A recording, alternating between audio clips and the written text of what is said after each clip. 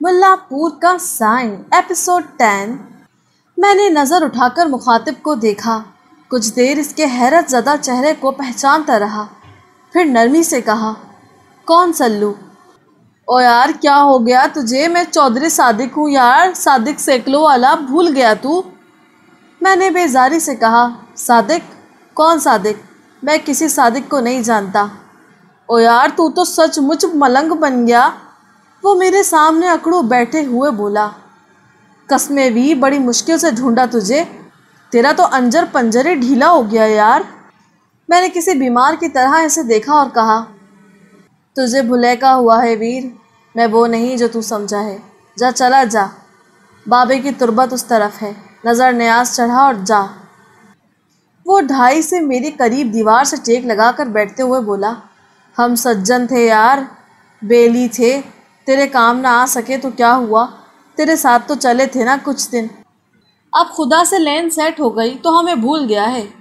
میرے پاس کچھ نہیں ہے، میں بس اس کا بندہ ہوں۔ او یار وہ تو ٹھیک، پر خدا کے بندوں کو تو معاف کر دے، عرش تک آ گئی ہے تیری، پھٹے چگ دیے تو نے مولوی کے، اس کو تیری آ لگ گئی ہے یار، 6 مہینوں سے منجی پہ پڑا ہے، سکھ سکھ کے تیلا ہو گیا بیچارہ، جب سے عالیہ کو ویا کے لایا ہے سکھ کا سا نہیں لیا اس نے۔ تو ان دونوں کو معاف کر دے یار، خدا کے لیے معاف کر دے۔ میں اچانک اٹھ کھڑا ہوا اور کہا، معاف کر دیا میں نے، سب کو معاف کر دیا، اب تو بھی مجھے معاف کر، جا کسی اور کو جا کے یہ کہانیاں سنا، جان چھڈ میری۔ اس نے عجیب سی نظروں سے مجھے دیکھا اور اٹھ کھڑا ہوا، اس کی آنکھوں میں نمی تھی اور وہ پہلے سے بہت بدلا ہوا دکھائی دیا تھا۔ کچھ دیر مجھے لجاجت سے دیکھنے کے بعد وہ دونوں ہاتھ جوڑ کے بولا، معاف کرو سائیں، ناراض نہ ہو، ہنسی خوشی ودا کرو، میں غریب بندہ ہوں، بس میری غلطیاں معاف کر دینا، اچھا چلتا ہوں رب رکھا۔ وہ عقیدت سے الٹے پاؤں واپس ہوا اور چل دیا۔ میں اسے خاموشی سے جاتا ہوا دیکھتا رہا، یہاں تک کہ وہ لوگوں کی بھیڑ میں گم ہو گیا۔ شب کو قوالی تھی اور میں شور ہنگامے سے دور ایک خالی تھڑے پر دل کے چراغ جلائے بیٹھا تھا۔ جانی مجھے ڈھونڈتا ہوا ادھر آ نکلا، سائیں تو ادھر بیٹھا ہے، بڑی مست قوالی چل رہی ہے یار، آج تو خلیفہ پیر سجاد شاہ صاحب بھی بیٹھے ہیں، بڑا ماحول ہے، آج ناچے گا نہیں؟ میں نے کہا، جتنا ناچنا تھا ناچ چکا جانی، اب صرف تڑپنا رہ گیا ہے، تڑپ رہا ہوں۔ وہ میرے پاس بیٹھ کے کچھ دیر سوچتا رہا، پھر میرے کندھے پر ہاتھ رکھ کے بولا، کیوں تڑپے ہو سائیں، یاد آ رہی ہے کسی کی؟ میں نے کہا، دل کو ہر غیر کی چھاپ سے خالی کر رہا ہوں جانی، رب سائیں کی جگہ بنا رہا ہوں، آج کی رات بڑی بھاری ہے مجھ پہ۔ کیوں، کیا ہوا؟ بس یار بہت کچھ مانگا ہے مالک سے، وہ سب کچھ جس کے لیے دل راضی نہیں ہے۔ کیا مانگ رہے ہو، ہمیں بھی تو بتاؤ۔ کچھ خاص نہیں یار، بس یہ کہ 8 ماہ پہلے جو شخص میری بیوی ہتھیا کے لے گیا تھا، رب سائیں اسے اچھا کر دے، سنا ہے بیمار ہے وہ۔ جانی حیرت سے مجھے دیکھتے ہوئے بولا، تمہاری بیوی بھی ہے سائیں؟ میں نے ایک ٹھنڈی سانس لے کر کہا، ہے نہیں تھی، طلاق دے بیٹھا تھا غریب کو غلطی سے، سخت پچھتاوا ہوا، ادھر ادھر بھاگا مولویوں کے پاس، کبھی ملا پور کبھی کوٹا والا، سلفیوں نے فتویٰ دیا کہ بسالو ایک طلاق واقع ہوئی ہے، میرے پنڈ کا مولوی اکڑ گیا کہ چھوڑ دو، حرام ہو گئی تیرے واسطے۔ میں سسرال کے پنڈ جا بیٹھا، وہاں مولوی شبیر پیچھے پڑ گیا، بولا چھوڑ دے، حرام ہو چکی، پھر اس کے باپ کو ورغلایا اور اپنے لیے حلال کر لی، مجھے پنڈ سے بے دخل کرا دیا۔ میں نے بددعا دی تھی اسے کہ تو بستر پہ تڑپ تڑپ کے مرے گا، وہ قبول ہو گئی یار، دیکھ مولا سائیں کے رنگ، اب پھر سے اسے چٹھی لکھوں گا کہ مولا سائیں سے اچھا کر دے۔ دوسری دعا رخسانہ کے لیے کرنی ہے کہ ہم اسے اپنے لیے مانگ رہے تھے، اب سلطان کے لیے مانگیں گے، وہی سچا پیار کرتا ہے اس سے، ہمارے لیے تو وہ محض ایک دیوانے کا خواب تھی، سراب تھی، دل سے نکال کر باہر کریں گے آج اسے۔ وہ میری پیٹھ تھپ تھپاتے ہوئے بولا، تجھے کسی کو دل سے نکالنے کی ضرورت نہیں سائیں، آج کے بعد تیری ہر چاہت پوری ہوگی۔ میں نے چونک کر اسے دیکھا اور کہا، وہ کیسے؟ وہ میرے قریب ہوتے ہوئے کان میں بولا، ایک راز کی خبر دیتا ہوں سائیں، کسی سے ذکر نہ کرنا، بس یوں سمجھ کہ تیرا کام بن گیا۔ میں نے کہا، کیسی خبر؟ وہ جیب سے پنسورا نکالتے ہوئے بولا، پہلے قرآن پہ وعدہ کر کسی سے اس کے بارے میں نہیں کہے گا۔ لے رکھ دیا ہاتھ، بتا کیا بات ہے؟ میں نے بے تابی سے پوچھا۔ مجھے اذن مل گیا ہے سائی، شاہ جی نے نور علم سیکھنے کا اذن دے دیا ہے۔ ہم جا رہے ہیں منگل کو راوی کے اس پار، ایک ویران کوہ پر۔ شاہ جی کہہ رہے تھے کہ کالے کوہ پر 40 روز کا عمل ہوگا۔ کالا کوہ؟ کون سا کالا کوہ؟ کون سا عمل؟ جنات مسخر کرنے کا عمل۔ بس ایک بار مجھے نوری علم سیکھ لینے دے، پھر وہ سب کچھ ہوگا جو تو چاہے گا۔ نوری علم سیکھ کر ہم رخسانہ کے جن کو مسخر کر لیں گے، پھر جن ہوگا میرے ہاتھ میں اور رخسانہ کا ہاتھ تیرے ہاتھ میں۔ تو بہت غلط کر رہا ہے جانی، میں نے اٹھتے ہوئے کہا۔ تو شاہ جی کو نہیں جانتا، اس نے جن مسلط کیا ہے رخسانہ پر، اور اس جن کو بھگایا ہے میں نے، سائنس سلو نے، رب پاک کے کلام سے۔ رخسانہ جن سے آزاد ہو چکی جانی، میں مانگوں گا اسے رب سائیں سے سلطان کے لیے۔ بھول ہے تمہاری سائیں؟ جانی بھی اٹھ کھڑا ہوا۔ تمہیں شاید ساری کہانی کا علم نہیں، رخسانہ کا ایک اور عاشق بھی ہے، ہاشم۔ ہاشم کی ماں نے ہی جن چڑھوایا تھا اس پہ۔ نوری علم کے بغیر یہ جن کبھی نہیں اترے گا۔ غلط کہہ رہے ہو جانی، انسان جنات سے زیادہ طاقتور ہے۔ انسان سانپ سے بھی زیادہ طاقتور ہے سائیں، مگر وہی سانپ اسے ڈس کے مار دیتا ہے۔ انسان نے ساری آفتوں پہ علم و ہنر کے ذریعے ہی قابو پایا ہے، اور جنات پہ قابو پانے کے لیے نوری علم سیکھنا ضروری ہے۔ تو بے فکر ہو جا، بس ایک بار مجھے یہ علم سیکھ لینے دے، پھر دیکھ ہم کیا تماشا کرتے ہیں۔ تماشا؟ میں نے تلخی سے کہا۔ وہی تماشا جو شاہ جی نے لگا رکھا ہے، پیسے لے کے جنات چڑھانا، مزید پیسے لے کے اتار دینا۔ خدا کی مخلوق کو تنگ کرے گا تو؟ اللہ کے بندوں کو ایسے کام زیب نہیں دیتے جانی۔ یہ جادو، ٹونا، سحر، فریب سب شیطانی ہتھ کنڈے ہیں۔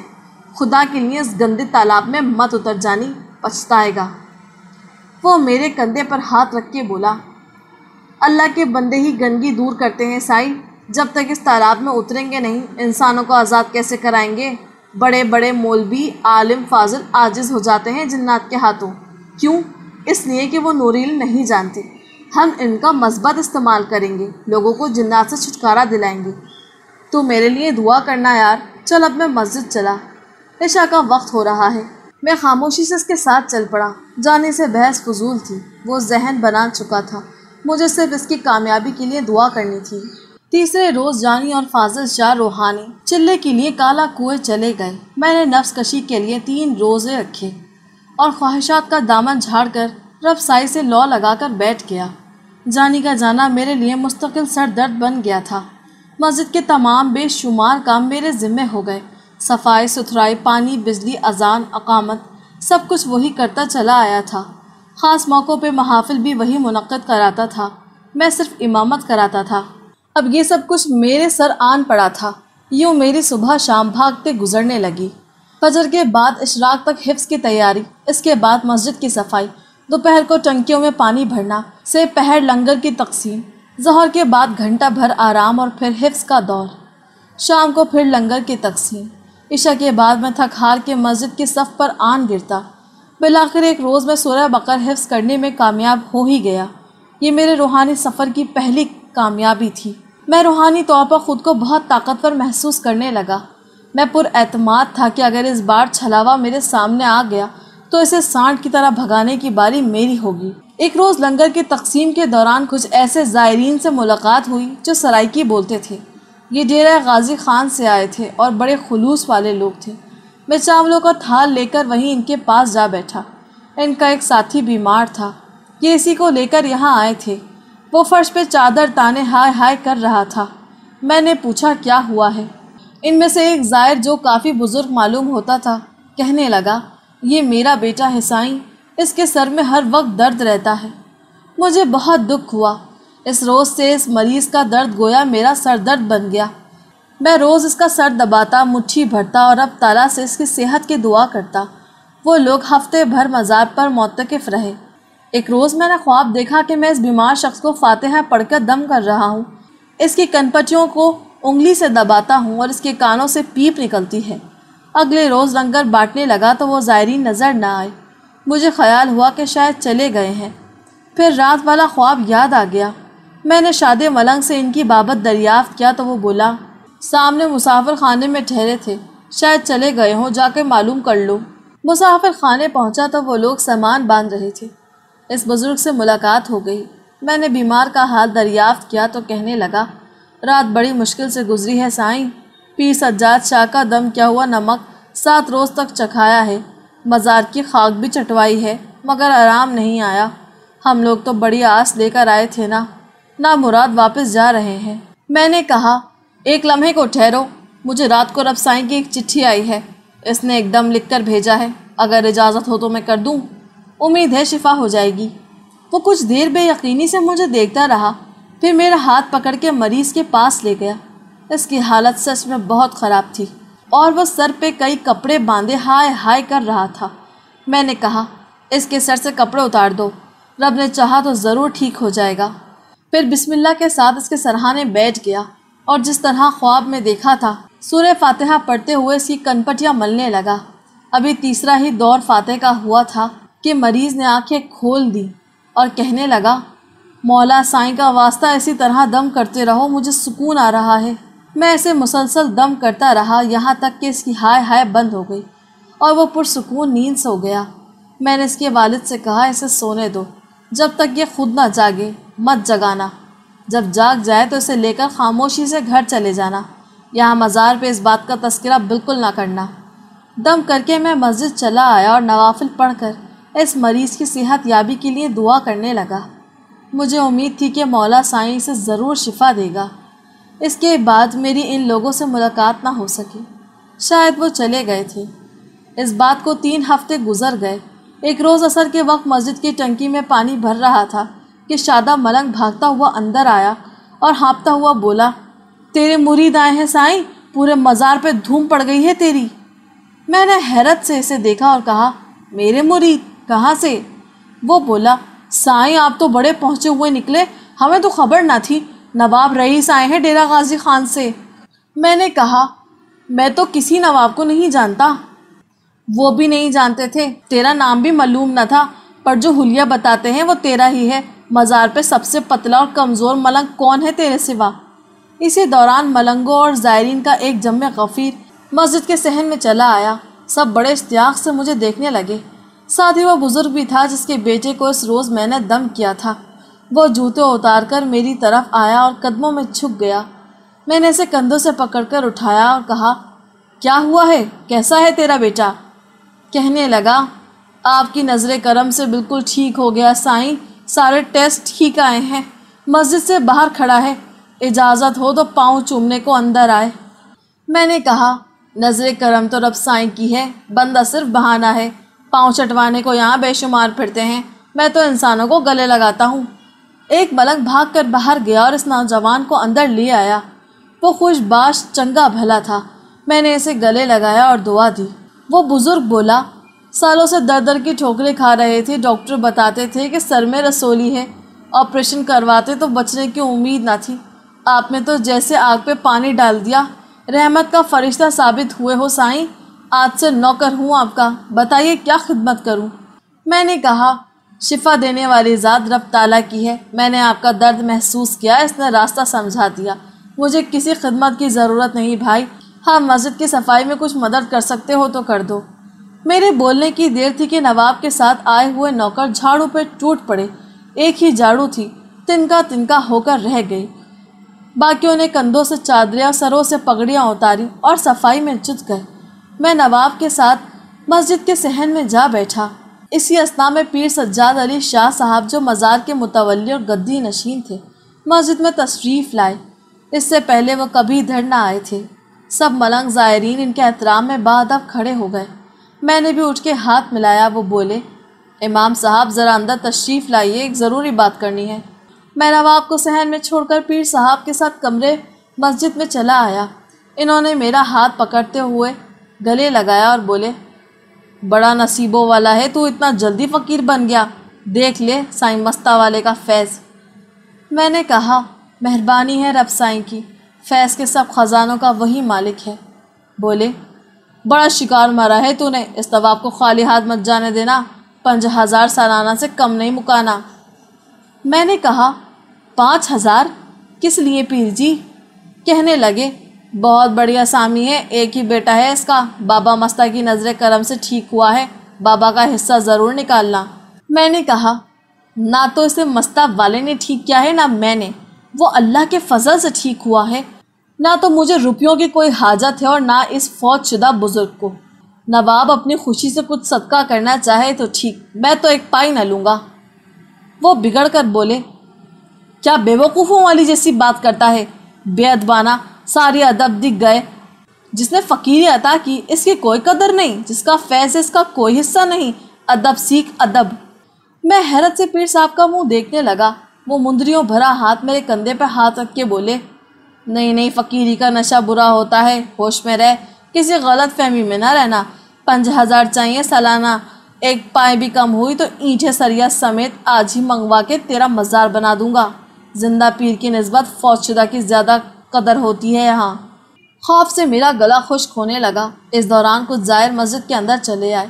شاہ جی نے ان کے سامنے کندھا تھپتھپایا اور ہنس کے گلے لگایا۔ اس کے بعد میرا ہاتھ پکڑتے ہوئے مسکراتے ہوئے مسجد سے باہر آئے۔ ملنگوں نے جھک جھک کر ہمارے گھٹنے چھوئے، کسی کو میرا ستا ہوا چہرہ نظر نہ آیا۔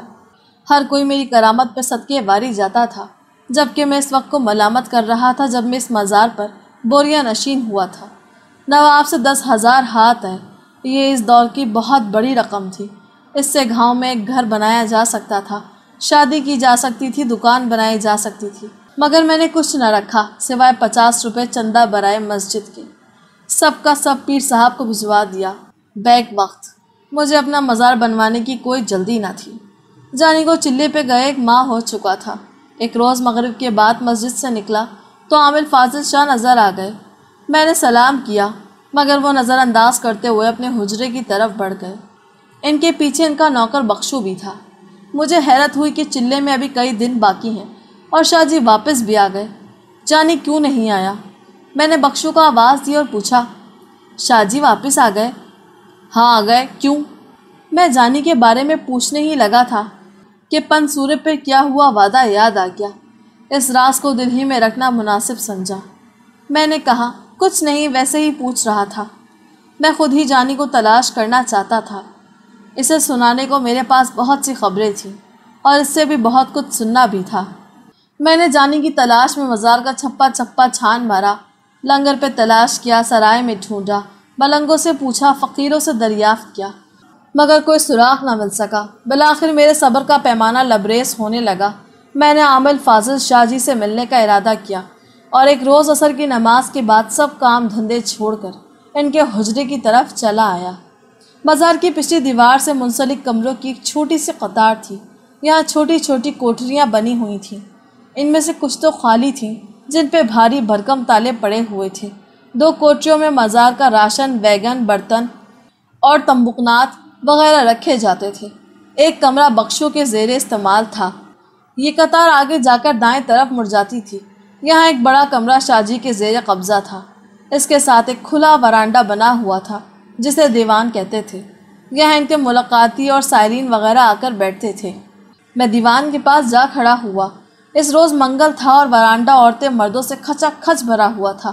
بخشو سائلین کو باری باری اندر حجرے میں بھیج رہا تھا۔ شاہ جی ایک ایک سائل سے ملاقات کر کے تعویذ دھاگے پکڑا رہے تھے۔ میں کچھ دیر وہاں کھڑا ہوا سوچتا رہا کہ بات کروں یا نہ کروں۔ جانے کی فکر بھی تھی اور رازداری کے اس وعدے کا پاس بھی تھا جو قرآن پہ حلف اٹھا کے کیا گیا تھا۔ بخشو کی نظر مجھ پہ پڑی تو بولا، امام صاحب خیریت؟ میں گڑبڑا گیا اور بولا، میں ویسے ہی آیا تھا برکت کے لیے۔ وہ بولا، آج تو شاہ جی بہت مصروف ہیں، پھر کسی روز چکر لگا لیجیے گا۔ میں نے اس بات پہ سر ہلایا اور خاموشی سے واپس لوٹ گیا۔ اسی طرح ایک اور ہفتہ بیت گیا اور جانے کی کوئی خبر نہ مل سکی۔ کچھ روز بعد لنگر خانے میں بھنڈارا بانٹ رہا تھا کہ بخشو بھاگتا ہوا میرے پاس آیا اور بولا، سائیں جی آپ کو شاہ جی سرکار بلا رہے ہیں حجرے میں، جلدی آئیے۔ مجھے خوشگوار حیرت ہوئی اور دل تیزی سے دھڑکا۔ ایک موہوم سی امید پیدا ہوئی کہ شاید جانے کا کوئی سراغ مل جائے۔ میں نے بھنڈارے کا تھال شادی کو پکڑایا اور بخشو کے پیچھے پیچھے چل پڑا۔ شاہ جی کے حجرے کے سامنے پہنچ کر بخشو نے اچانک بریک لگایا اور میرے کان میں کہا، آپ تو نصیبوں والے ہیں جی، آج شاہ جی کسی سے نہیں مل رہے، سائلین کو بھی واپس کر دیا ہے۔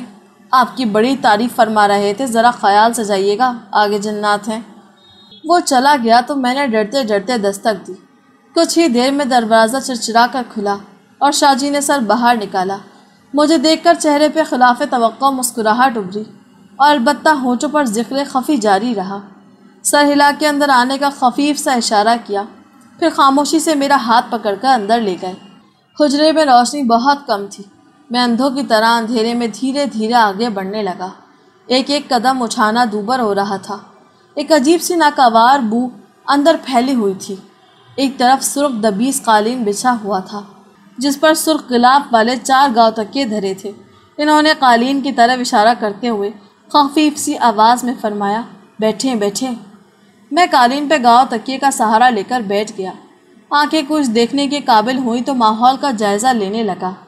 بڑی پراسرار جگہ تھی۔ شاہ جی آلتی پالتی مارے سر جھکائے ذکر فرما رہے تھے۔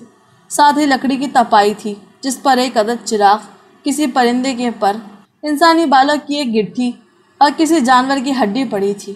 ایک طرف بوسیدہ کتابوں کا اور کاپیوں کا ڈھیر لگا تھا۔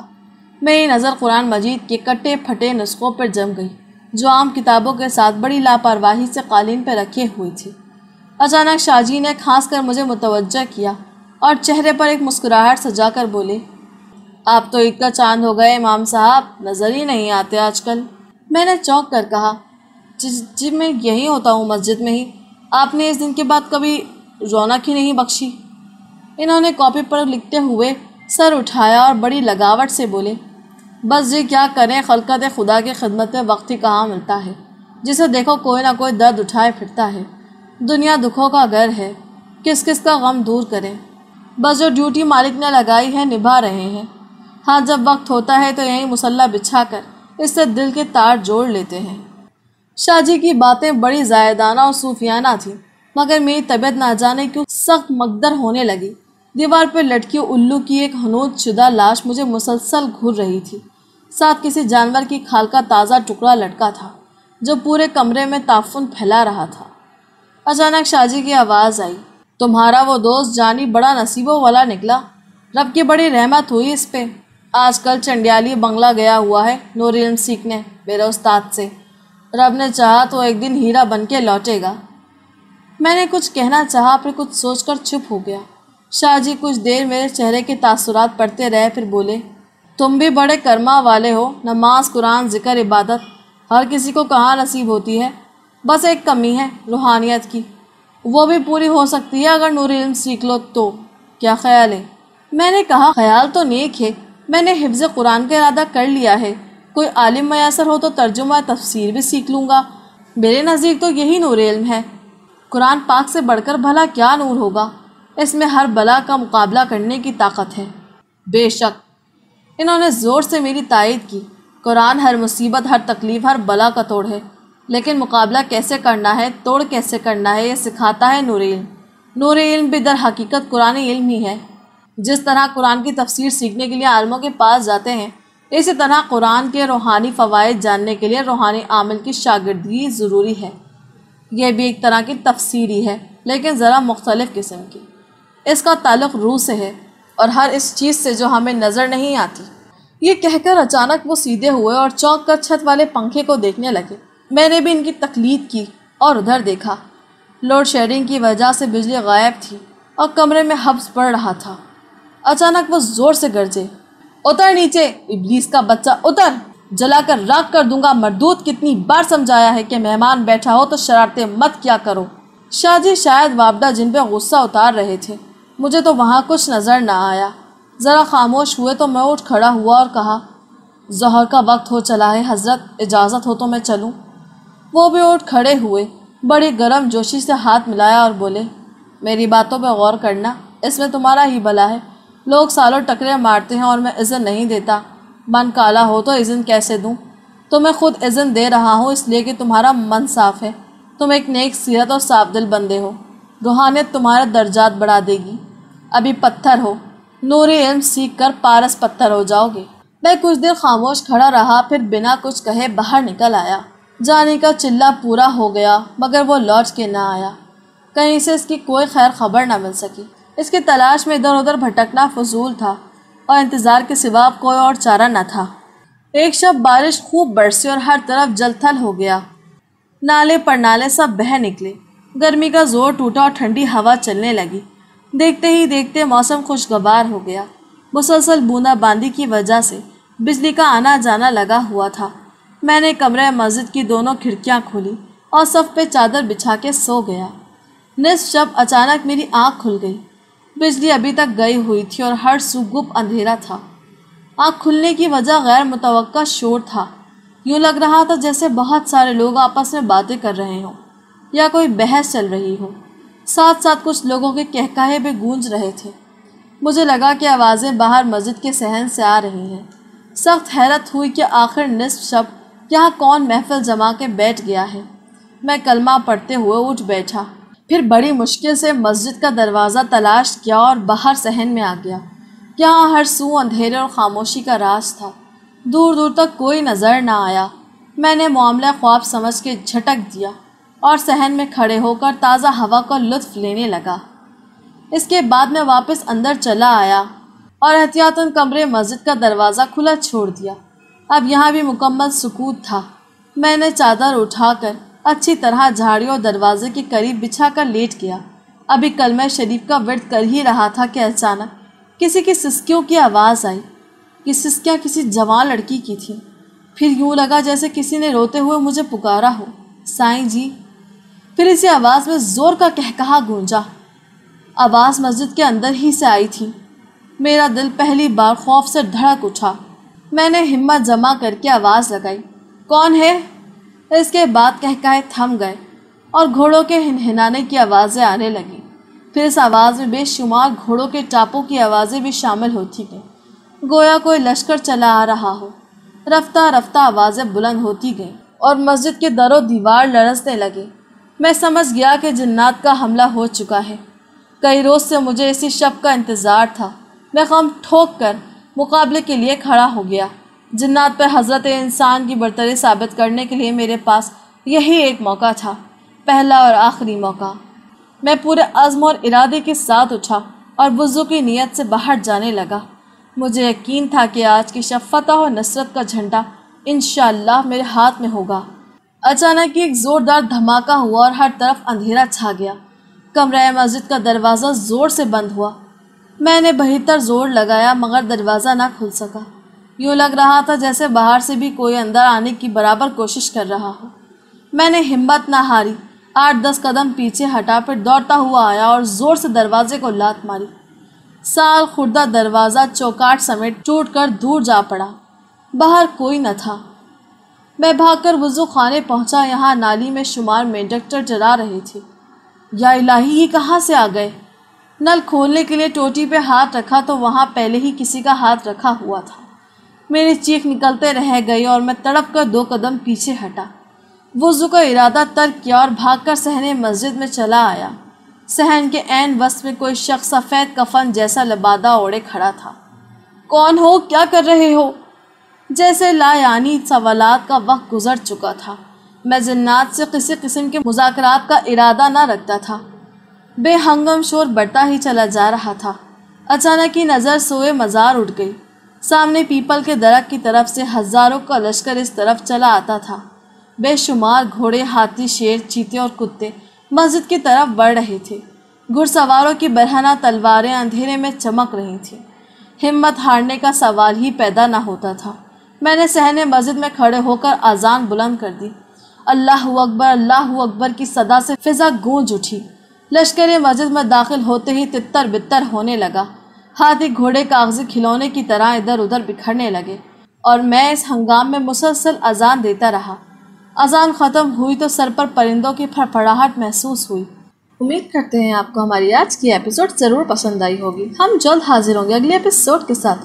ہمارے چینل کو سبسکرائب کرنا ہرگز نہ بھولیں۔ شکریہ۔